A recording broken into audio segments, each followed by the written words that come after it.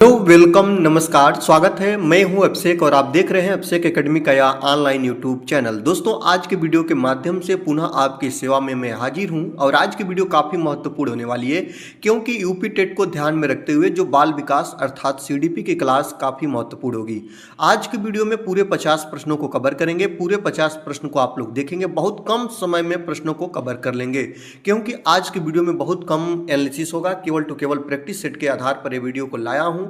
बहुत लोगों की डिमांड थी कि सर एनालिसिस करने में ज़्यादा टाइम स्पेंड होते हैं, तो इसलिए केवल प्रश्न और आंसर को कवर करेंगे, छोटी छोटी बातों को ध्यान में रखते हुए। चलिए आज की वीडियो को स्टार्ट करते हैं। आज के वीडियो का सर्वप्रथम पहला प्रश्न हम देखेंगे कि बच्चों के लिए निःशुल्क एवं अनिवार्य शिक्षा का अधिकार अधिनियम कितने वर्ष के बच्चों के लिए लागू है, यही आपको बताना है। आप लोग देखते हैं काफ़ी चर्चाओं में रहता है कि कुछ वर्ष निर्धारित किया गया है जितने वर्ष के बच्चों के लिए आप निःशुल्क एवं अनिवार्य शिक्षा, जो अनिवार्य शिक्षा थी इसको मौलिक अधिकार में कन्वर्ट कर दिया गया है। जो 21(a) के अनुसार उसे मौलिक अधिकार का प्रावधान दे दिया गया है। तो आप लोग देखेंगे जो 6 वर्ष से 14 वर्ष, कितने दोस्तों सही हो जाएगा इसमें, तो 6 वर्ष से 14 वर्ष के बच्चों के लिए निःशुल्क एवं अनिवार्य शिक्षा का अधिकार अधिनियम लागू कर दिया गया है। आप लोगों को ध्यान भी होना चाहिए जो कि संविधान के 46वें संविधान संशोधन सन 2002 में ऐसा किया गया, जो अनुच्छेद 21(a) के अनुसार मौलिक अधिकार बनाया गया, जिसमें ये बताया गया, यह प्रावधान किया गया कि जो 6 वर्ष और 14 वर्ष के बीच के बच्चे हैं, अर्थात 6 वर्ष से नीचे वाला बच्चा तो अभी कॉलेज जाता नहीं, कॉलेज जाने की उम्र बनाई गई है 5 वर्ष से ऊपर की, तो 6 वर्ष से 14 वर्ष के जो बच्चे होते हैं इन्हें निःशुल्क एवं अनिवार्य शिक्षा का अधिकार दिया गया है। और अगर इतने साल के बच्चों को अगर आप कहीं किसी फैक्ट्री वगैरह में या बधुआ मजदूर के रूप में कार्य कराते हैं तो आप एक अपराध ये होगा, बाल अपराध के दृष्टि में आएगा और आपके ऊपर कानूनी क्रिया की जाएगी। चलिए आगे चलते हैं। बच्चों की बुद्धि लब्धि 90 से 110 के मध्य वह है, याद रखेंगे यह यूपी टेट का प्रीवियस ईयर प्रश्न है कि अगर किसी बच्चे की बुद्धि लब्धि जो है वह 90 से 110 के मध्य है तो वह बच्चा क्या कहलाएगा, यही बताना है दोस्तों। तो वह बच्चा जो होगा वह सामान्य बुद्धि का कहलाएगा। कौन सी बुद्धि का प्यारे, सामान्य बुद्धि का कहलाएगा। आगे देखते हैं, एक बच्चे की वृद्धि और विकास के अध्ययन की सर्वाधिक अच्छी विधि कौन सी है। तो आपको बताना है कि कोई बच्चा है उसके वृद्धि एवं विकास के अध्ययन की सर्वाधिक अच्छी विधि क्या है, तो याद रखेंगे वह है विकासी विधि। विकासी विधि में जो होता है ना, बच्चे के सभी विकासों का अध्ययन किया जाता है, ना कि केवल शारीरिक, ना कि केवल बौद्धिक, सभी चीजों को ध्यान में रखते हुए उसके अध्ययन किया जाता है। तो सबसे सर्वाधिक अच्छी विधि जो होगी वह डेवलपमेंट प्रोजेक्ट होगी, विकासी विधि होगी। ऑप्शन नंबर सी को आप लोग लॉक कर लीजिएगा। चलिए आगे देखते हैं, शिक्षक का अति महत्वपूर्ण उद्देश्य है, आपको बताना है शिक्षक का अति महत्वपूर्ण उद्देश्य क्या होता है, आजीविका कमाना। याद रखेंगे वह अपने जीविका के लिए पैसा कमाए, उसे कहते हैं आजीविका कमाना। बच्चे का सर्वांगीण विकास को ध्यान में रखना, पढ़ना एवं लिखना सिखाना, कि बौद्धिक विकास कराना। याद रखेंगे दोस्तों ये प्रीवियस ईयर का प्रश्न है, काफ़ी अच्छा और काफ़ी आसान है। एक शिक्षक का यह महत्वपूर्ण उद्देश्य होता है कि वह अपने बच्चे को सर्वांगीण विकास करे। सर्वांगीण विकास का मतलब सभी दिशाओं में विकास, चाहे वह खेल का विकास हो, चाहे पढ़ने का विकास हो, चाहे संस्कार का विकास हो, सभी विकास को वह सुदृढ़ कराए। एक अच्छे या बेस्ट टीचर की पहचान होती है। तो आप बताएंगे कि शिक्षक का अति महत्वपूर्ण उद्देश्य क्या होता है। सभी होते हैं लेकिन उसमें से सबसे बेस्ट है बच्चे का सर्वांगीण विकास कराना, सभी क्षेत्रों में बच्चे का डेवलप कराना। ऑप्शन नंबर बी को आप लोग लॉक कर लीजिएगा। चलिए आगे चलते हैं, देखते हैं अगला प्रश्न है कि यदि एक बच्चे की मानसिक आयु 5 वर्ष है, आपको बताना है दोस्तों जो मानसिक एज है ना दोस्तों वह कितनी है दोस्तों, वह 5 वर्ष है। और इसके बाद उसकी जो वास्तविक एज है ना दोस्तों वह 4 वर्ष है। तो उसकी बुद्धि लब्धि बताना है। कई बार सूत्र पूछ चुका है तो आपको पता होना चाहिए जो बुद्धि लब्धि का सूत्र होता है वह होता है मानसिक आयु बटा के वास्तविक आयु और गुणा के क्या होता है प्यारे, 100 होता है।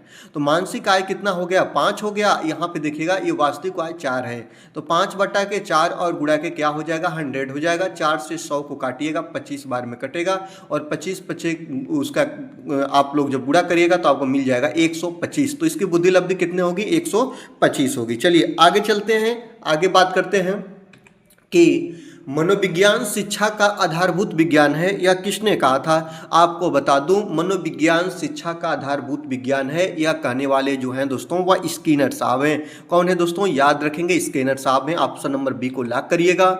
आगे देखते हैं, हिंदी अक्षरों को बालक किस आयु में पहचानने लगते हैं, ये आपको बताना है। जो हिंदी अक्षर होते हैं ना उनको पहचानने की एज क्या कही गई है, 3 वर्ष, 4 वर्ष, 5 वर्ष, 6 वर्ष, आपको पता है 6 वर्ष में तो पूरे अच्छे तरीके से कर लेते हैं। 5 वर्ष में विद्यालय जाने की उम्र कही जाती है। तो आपको बता दें, हिंदी की जो बच्चे आमतौर पर 3 साल की उम्र में या 3 साल के आसपास अक्षरों को पहचानना और शुरू कर देते हैं। इस उम्र में वे अक्षर वर्णमाला के लगभग आधे अक्षरों को पहचान सकते हैं और अक्षरों को उनकी ध्वनियों से जोड़ना भी शुरू कर देते हैं। इस बात को आप लोग याद रखेंगे, ठीक है। जो 5 साल की उम्र होती है ना, 5 साल की उम्र में बच्चे हिंदी अक्षरों को पहचानना बिल्कुल जान जाते हैं। इस बात को याद रखेंगे। तो आपका जो करेक्ट आंसर होगा वह 3 वर्ष होगा। हिंदी अक्षरों को बालक किस आयु में पहचानने लगते हैं, तो याद रखेंगे पहचानने की बात कहा है तो 3 वर्ष को आप लोग लॉक कर लीजिएगा, ठीक है। आधे से अधिक वर्णमाला को पहचान लेते हैं, जो कि एक मानक के अनुसार माना गया है। इस बात को ध्यान रखेंगे। एलेक्सिया क्या है आपको यही बताना है। तो एलेक्सिया कौन सी जो अक्षमता होती है आपको यही बताना है दोस्तों। तो जब बच्चे के अंदर पढ़ने की जो क्षमता कम हो जाए या पढ़ने की क्षमता ना हो तो एलेक्सिया होती है, जो पढ़ने की अक्षमता होती है। इस बात को याद रखेंगे। जो पढ़ने की अक्षमता होती है इसी को क्या बोलते हैं दोस्तों, एलेक्सिया बोलते हैं। ऑप्शन नंबर 1 को आप लोग लॉक कर लीजिएगा, ठीक है। चलिए आगे देखते हैं दोस्तों, एलेक्सिया में होता क्या है। एलेक्सिया एक ऐसी स्थिति होती है जिसमें मस्तिष्क चोट या क्षति के कारण पढ़ने की क्षमता खो देता है या उसमें कठिनाई होती है, भले ही दृष्टि समान। इस बात को याद रखेंगे, यही होती है एलेक्सिया। और एलेक्सिया अगर पूछे तो तुरंत आप ध्यान रखिएगा, पढ़ने की अक्षमता है। इस बात को याद रखेंगे। जो एक होता है एलेक्सिया होता है, फिर एक डिसलेक्सिया होता है, डिस्ग्राफिया होता है, डिस्टेनिया होता है, डिस्माफिया होता है। ये सब चीज़ों को आप लोग याद रखेंगे। डिसकैलकुलिया भी ध्यान रखेंगे। चलिए आगे देखते हैं, पियाजे की औपचारिक संक्रियात्मक अवस्था किस आयु अवधि तक मानी जाती है। आप कमेंट बॉक्स के माध्यम से बताएंगे पियाजे ने अपनी कितनी अवस्थाओं का, बालक के कितनी अवस्थाओं का वर्णन किया है। तो आपको बता दें 4, और चारों अवस्थाओं को आप कमेंट बॉक्स में हमें बताएंगे। और इससे पहले मैं बता रहा हूं कि पियाजे की औपचारिक संक्रियात्मक अवस्था किस आयु अवधि तक मानी जाती है। तो आपको पता है ना दोस्तों कि 11 से 15 साल की जो अवधि होती है इसको हम लोग क्या बोलते हैं, औपचारिक संक्रियात्मक अवस्था। ऑप्शन नंबर डी को आप लोग लॉक कर लीजिएगा।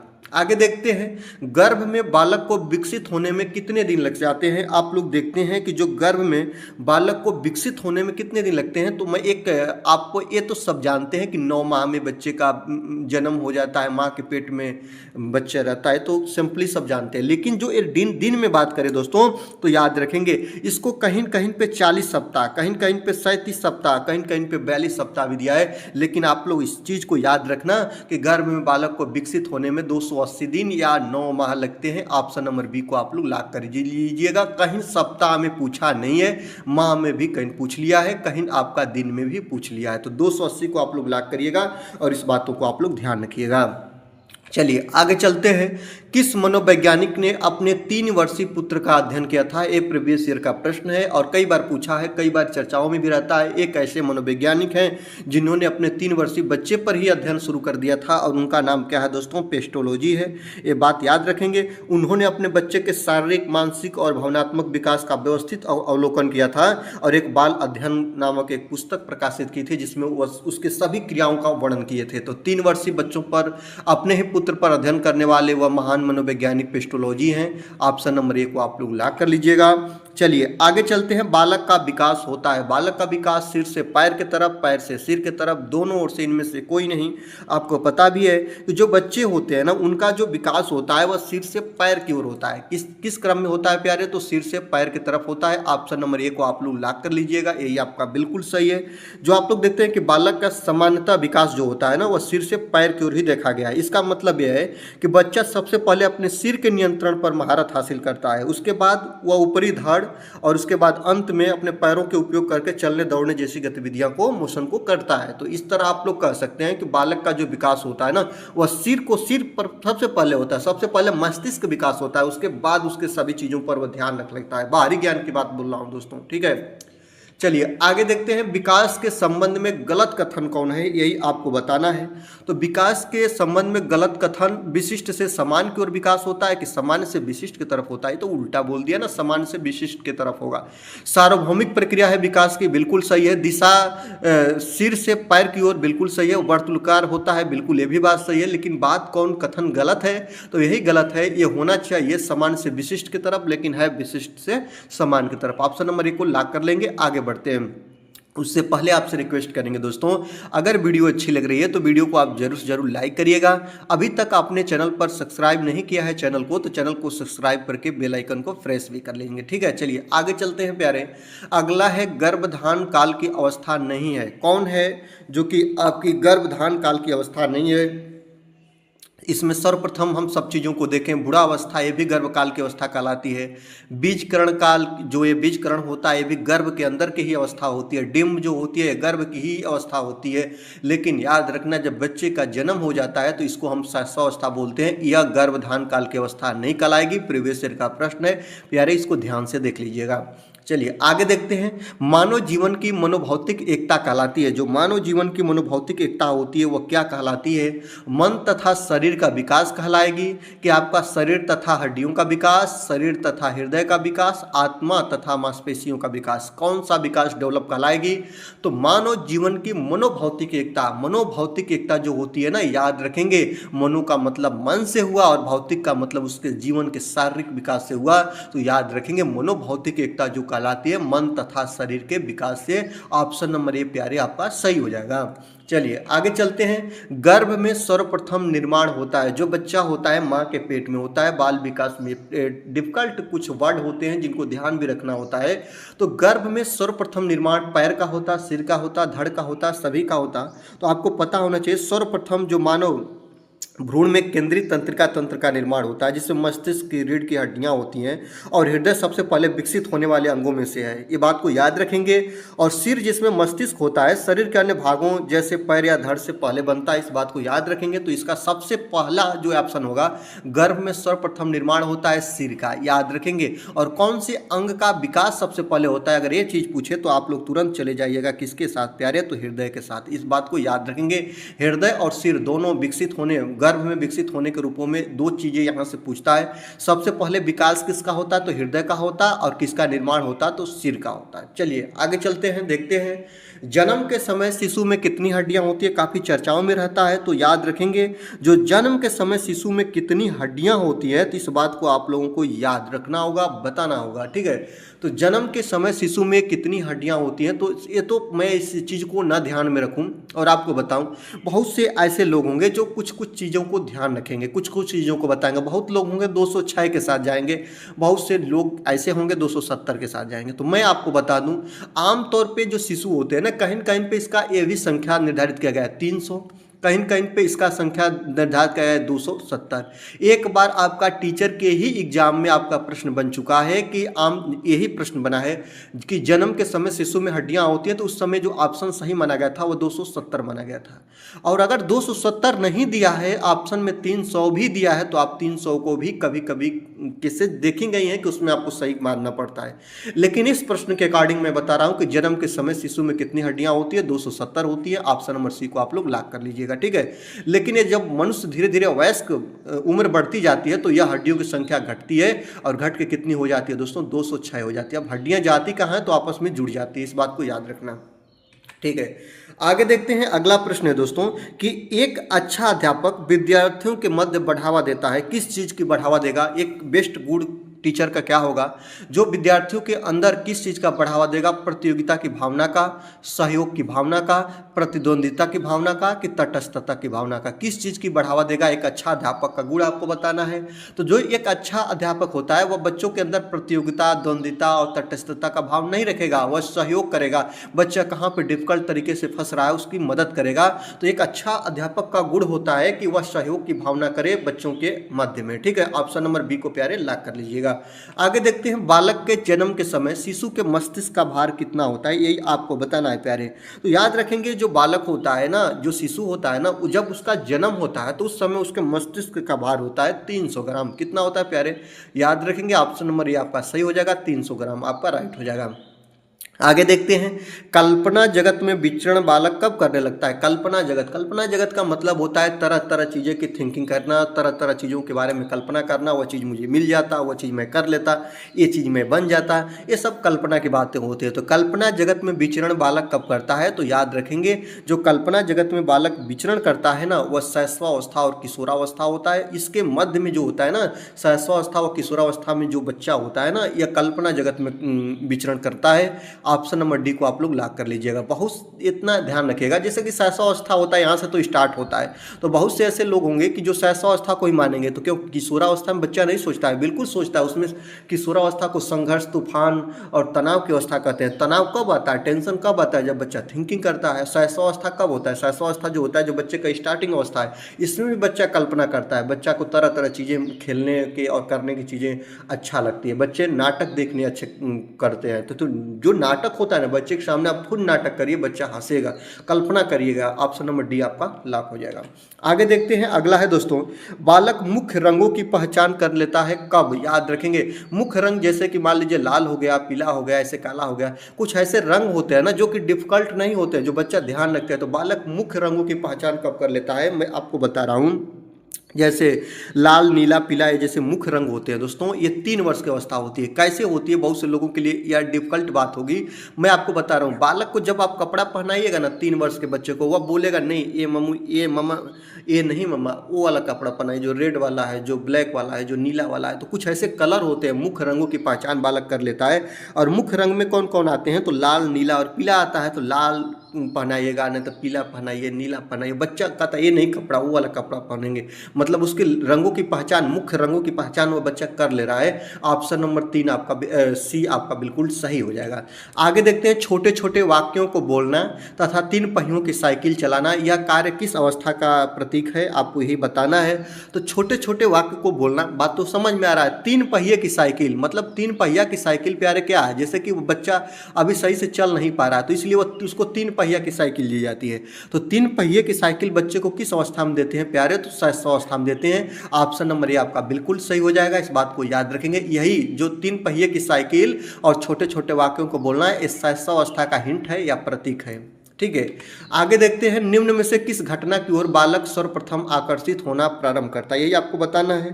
तो आप लोगों को बता दें, जो नवजात शिशु की आंखें प्रकाश के प्रति अति संवेदनशील होती हैं, ठीक ना, यह प्रकाश को सबसे पहले आकर्षित होता है, ठीक ना। इसकी जो संवेदी जो अंग होते हैं ना, या संवेदी के जो अनुभव होते हैं ना, उसकी दृष्टि प्रणाली को उत्तेजित करता है। जैसे आप लोग देखिएगा, जब बच्चा को कभी आप टार्च दे दीजिए, लाइट दे दीजिए, उसके प्रति काफ़ी वह छोटे छोटे बच्चे आकर्षित होते हैं। तो ठीक ना, तो निम्न में से किस घटना की ओर बालक सर्वप्रथम आकर्षित होता है, तो प्रकाश के तरफ। ऑप्शन नंबर ए आपका बिल्कुल सही आंसर हो जाएगा।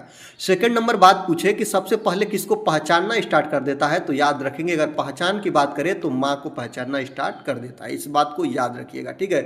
मात्र सबसे पहली भाषा बच्चा कहाँ से सीखता है, तो माँ से सीखता है। ये भी चीज़ पूछे तो आप लोग इसे मातृभाषा को ध्यान में रख लीजिएगा, ठीक है। अगर यही बात मैं और भी चीज़ों को ध्यान में रखे हुए बताऊं तो आप लोग याद रखना, मातृभाषा पहचानना, और सर्वप्रथम टीचर और सर्वप्रथम डॉक्टर किसे बोलते हैं, तो माँ को ही बोलते हैं। चलिए आगे चलते हैं।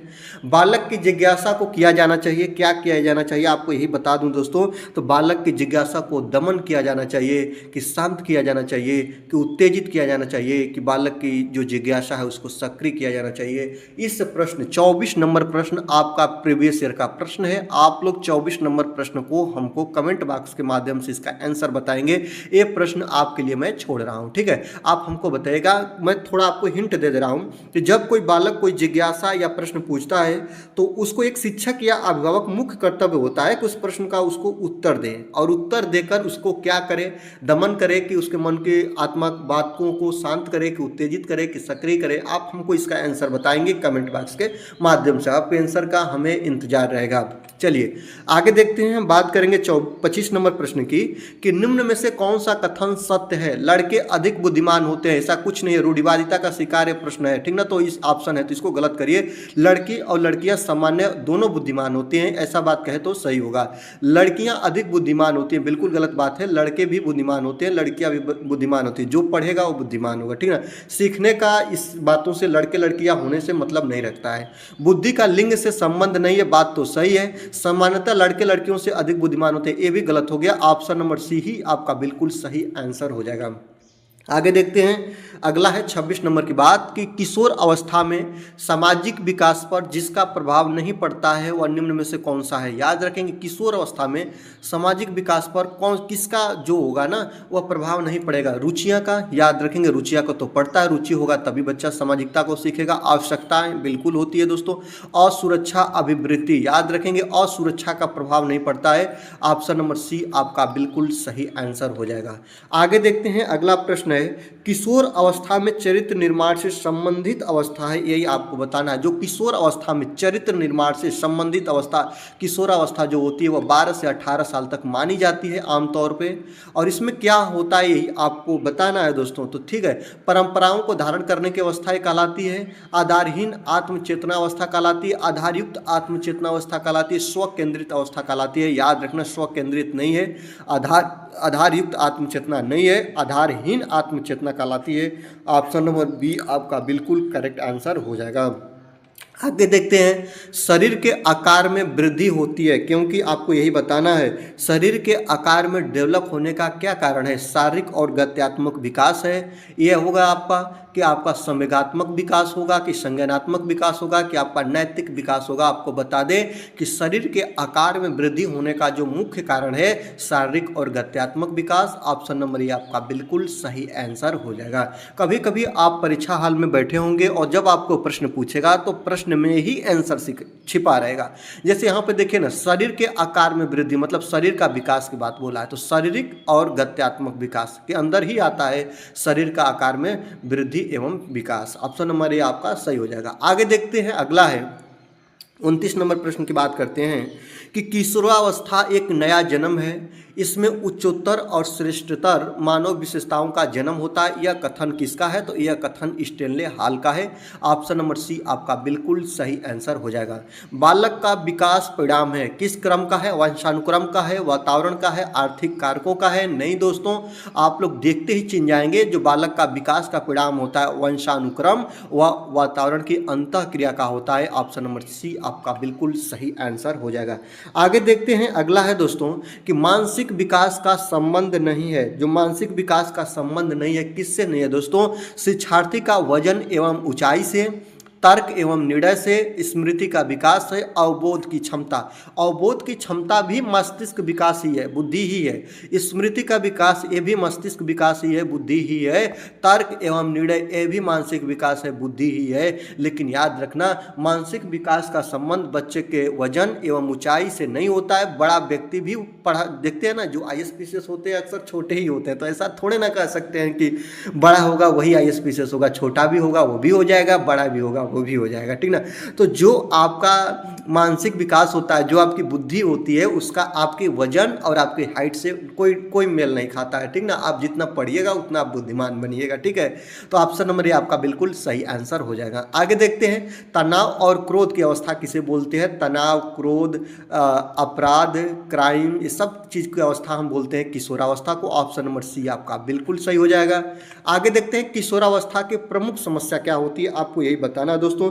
तो जो आपके किशोरावस्था की प्रमुख समस्या होती है ना, वह वजन बढ़ाने की होती है, कि शिक्षा की होती है, कि समायोजन की होती है, कि अच्छे परीक्षा परिणाम देने की होती है। याद रखेंगे, जो किशोरावस्था का बालक होता है ना, वह अपने आप को समायोजित नहीं कर पाता है।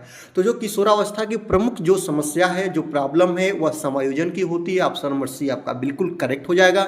एक बार आपसे पुनः रिक्वेस्ट करेंगे कि वीडियो को अभी तक आपने लाइक नहीं किया है प्यारे, तो लाइक करिएगा, क्योंकि एक वीडियो बनाने में काफ़ी मेहनत करने पड़ते हैं, और जब आपको एक लाइक मिलता है तो मुझे 1000 वीडियो बनाने के लिए मोटिवेशन प्राप्त होती है। और चैनल पर नए हैं तो सब्सक्राइब कर लीजिएगा, बेल आइकन को प्रेस कर दीजिएगा। चलिए आगे देखते हैं, हम बात करेंगे दोस्तों 34 नंबर प्रश्न की। 34 नंबर प्रश्न क्या कह रहा है कि व्यक्तित्व विकास की अवस्था है। तो जो व्यक्तित्व विकास की अवस्था होती है वह अधिगम एवं वृद्धि होती है, कि जो आपका व्यक्तिवृत्त अध्ययन होता है, कि उपचारात्मक अध्ययन होता है, कि इनमें से कोई नहीं, इनमें से कोई नहीं होगा नहीं, उपचारात्मक अध्ययन होगा नहीं। और व्यक्तित्व विकास की जो अवस्था होगी वह अधिगम व वृद्धि कहलाएगी। याद रखना, व्यक्तित्व का जब विकास होता है तो बच्चा सीखता है और वृद्धि करता है। ऑप्शन नंबर ये आपका राइट हो जाएगा। आगे देखते हैं दोस्तों, अगला है कि कि जीन पियाजे के अनुसार संज्ञानात्मक विकास की अवस्थाएं कितनी है। मैंने अभी आपको शुरुआत में बताया था और मैंने कहा भी था कि आप कमेंट बॉक्स के माध्यम से बताइएगा, लेकिन आप मत बताइएगा, मैं ही आपको बता दे रहे हैं कि जीन पियाजे के अनुसार संज्ञानात्मक विकास की जो अवस्थाएं होती हैं वो 4 होती हैं। पहली जो अवस्था होती है वो संवेदी, याद रखेंगे, संवेदी प्रेरक अवस्था या संवेदी गामक अवस्था कहलाती है, जो कितने साल तक होती है, जन्म से लेकर 2 साल तक होती है। ठीक है। सेकेंड नंबर की जो अवस्था होती है वह पूर्व संक्रियात्मक अवस्था कहलाती है, पूर्व संक्रियात्मक अवस्था होती है, यह 2 से लेकर 7 साल तक होती है। और इसके बाद जो थर्ड नंबर पर आती है मूर्त संक्रियात्मक अवस्था होती है, और जो ये मूर्त संक्रियात्मक अवस्था होती है प्यारे 7 से 11 साल तक होती है। और इसके बाद लास्ट में आती है औपचारिक संक्रियात्मक अवस्था, और जो औपचारिक संक्रियात्मक अवस्था होती है वो कितने साल तक होती है, 12 से लेकर 15 या 12 से अधिक होती है। इस बात को याद रखेंगे। ठीक है, चलिए आगे देखते हैं। कोई व्यक्ति एक प्रभावकारी तरीके से एक हुनर कैसे सीखता है, यही आपको बताना है दोस्तों। तो याद रखना, सबसे बेस्ट तरीका आपको बताना है जो हुनर सीखने का क्रियाकलाप जो होता है ना, वो हुनर सीखने का सबसे बेस्ट तरीका होता है। अवलोकन करके कोई अच्छा सीखेगा, कि सुनकर अच्छा सीखेगा, कि पढ़कर अच्छा सीखेगा, कि खुद करके। आपको बताया मैं दोस्तों, जो क्रियाकलाप होती है, जो अपना करके सीखना सबसे बेस्ट होता है। तो हुनर सीखने का सबसे बेस्ट तरीका होता है खुद करके। जब आप बच्चा स्वयं करता है चीज़ों को, क्रियाकलाप किसे बोलते हैं, क्रिया का मतलब करके सीखना। तो जो क्रियाकलाप जब करता है बच्चा, कर करके चीज़ों को सीखता है, खुद करके सीखता है, तो यह हुनर सीखने का सबसे प्रभावकारी या बेस्ट तरीका होता है। ऑप्शन नंबर डी आपका राइट हो जाएगा। चलिए आगे चलते हैं, बात करेंगे हम 37 नंबर प्रश्न की। 37 नंबर प्रश्न कह रहा है कि मानसिक विकास को प्रभावित करने वाला कारक नहीं है। कौन नहीं है? मानसिक विकास को याद रखेंगे दोस्तों, जो मानसिक विकास है उसको प्रभावित करने वाला कारक परिवार का वातावरण बिल्कुल है दोस्तों। आपका परिवार की सामाजिक स्थिति भी होती है, परिवार की आर्थिक स्थिति पर भी डिपेंड करता है, बिल्कुल करता है।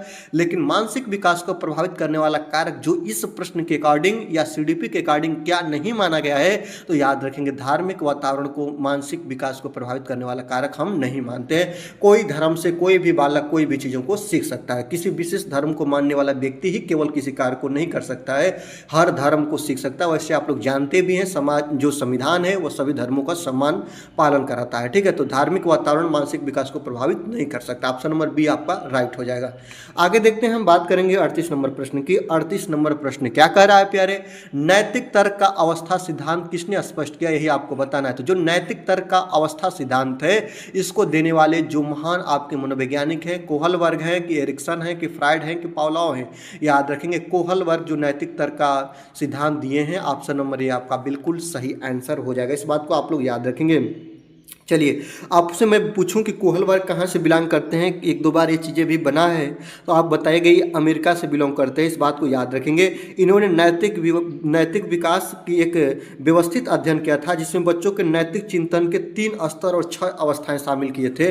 आपको मैं बता दूं, एक बार सीटेट में प्रश्न बना था कि इन्होंने कितने स्तर को इन्होंने बांटा है जो नैतिक तर्क को, तो आपको पता होना चाहिए इन्होंने 3 स्तर में बांटा है। नैतिक तर्क को कितने स्तर में बांटा है, तो 3 स्तर में, और याद रखेंगे और कितने, तो 6 आपकी अवस्थाओं में इन्होंने बांटा है। 6 अवस्था में और 3 स्तर में इन्होंने बांटा है। 3-6 का जो आपका क्रम नियोजन है, इसको याद रखिएगा। आगे देखते हैं, वंशानुक्रम से संबंधित प्रयोग चूहों पर किसने किया था, तो याद रखेंगे वंशानुक्रम से जो संबंधित प्रयोग था वह चूहों पर करने वाले जो महान मनोवैज्ञानिक थे वह मैकडूगल थे। कौन थे दोस्तों? मैकडूगल थे, जिन्होंने चूहों पर सर्वप्रथम प्रयोग करके वंशानुक्रम संबंधित चीज़ों का अध्ययन या एनालिसिस किया था।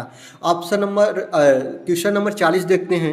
40 नंबर क्वेश्चन है कि कौन सा ऊर्जावान मित्रवत बालक का लक्षण नहीं है, यही आपको बताना है दोस्तों। तो याद रखेंगे कौन ऐसा है जो ऊर्जावान मित्रवत बालक का लक्षण नहीं है। खुश मिजाज, बिल्कुल दोस्तों ये तो अच्छा है। सामाजिक होना ये भी अच्छा है। आसानी से चिढ़ने वाला, ऊर्जा का उच्च स्तर, सब चीज़ें तो ठीक है, लेकिन याद रखना दोस्तों आसानी से चिढ़ने वाला जो बालक है ना, ऊर्जावान मित्रवत बालक का लक्षण नहीं होगा। बच्चा चिढ़ने वाला नहीं होना चाहिए। ऑप्शन नंबर सी आपका बिल्कुल सही आंसर हो जाएगा। आगे देखते हैं, किशोरावस्था प्रारंभ होती है, आपको बताएंगे दोस्तों। बहुत से देखिएगा प्रश्न तो फंसेगा, यहाँ पे प्रश्न तो फंसेगा, क्योंकि सभी लोग कहेंगे मैं भी कहाँ हूँ, बहुत जगह कहाँ हूँ, आप लोग ध्यान भी देखेंगे। 12 से 18 साल तक किशोरावस्था की अवस्थाएं होती है। जब ये प्रश्न बना था तो विवादों में था।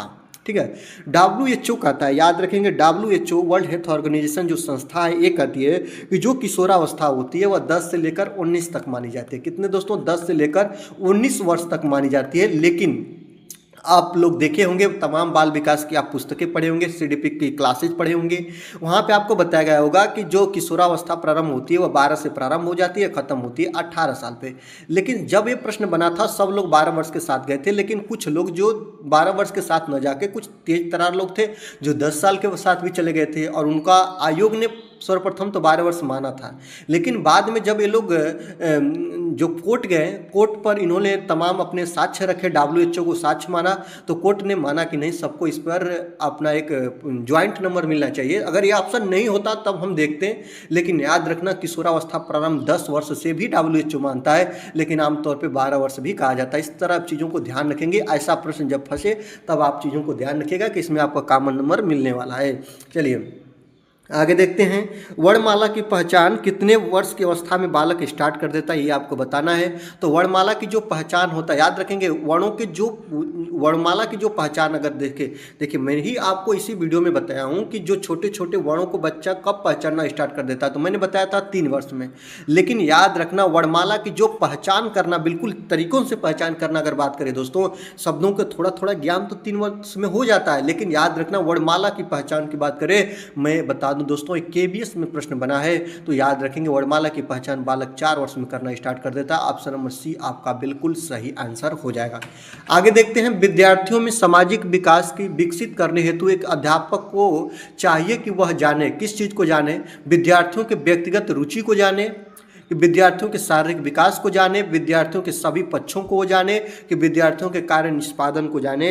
याद रखेंगे ये चीज़, कौन सा ऑप्शन सही होगा, व्यक्तिगत रुचि को जाने, बात तो सही है, विद्यार्थियों के शारीरिक विकास को जाने, मतलब सभी चारों ऑप्शन को आप देखिएगा ना, तो देखिएगा इसमें जो होगा ना सभी पक्ष को जानेगा, तो सभी ऑप्शन इसी में सम्मिलित हो जाएंगे, ठीक है, समाहित हो जाएंगे।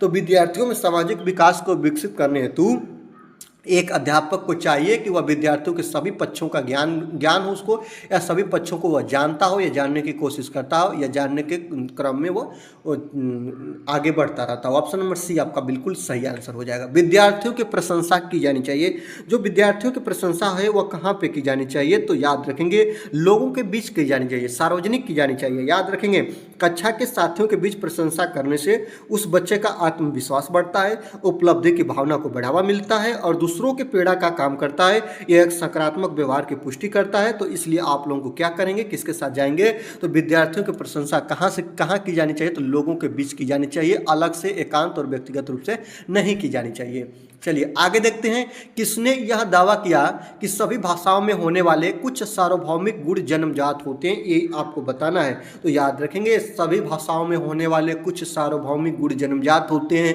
या बच्चे में भाषा सीखने की क्षमता जन्मजात होती है, ऐसे कह ले तो याद रखेंगे नॉम चॉम्स्की जो कहते हैं बच्चे में भाषा सीखने की क्षमता क्या होती है दोस्तों, जन्मजात होती है।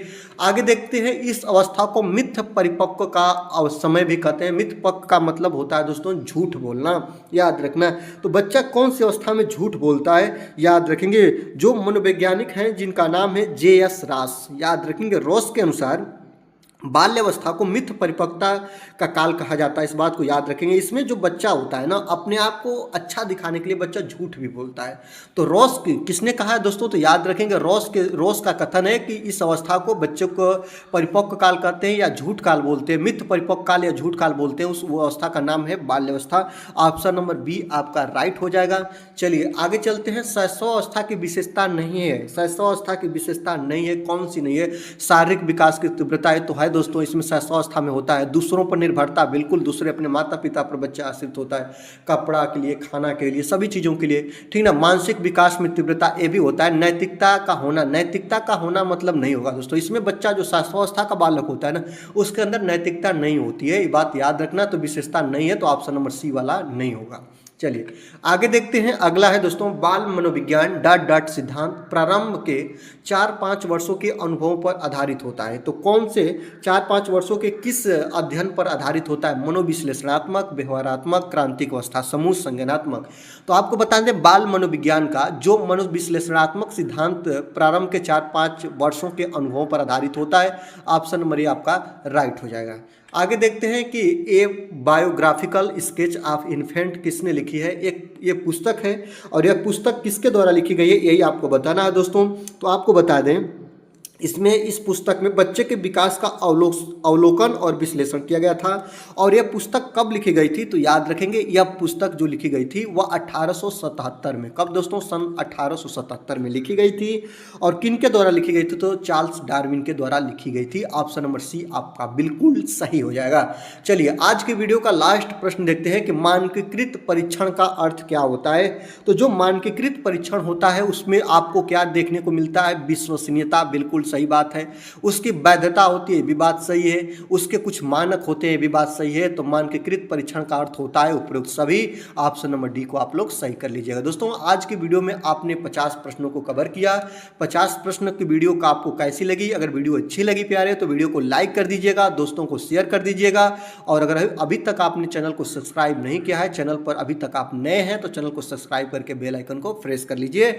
आज की वीडियो से दीजिए मुझे विदा। देखते रहे एफसेक एकेडमी। Thank for watching.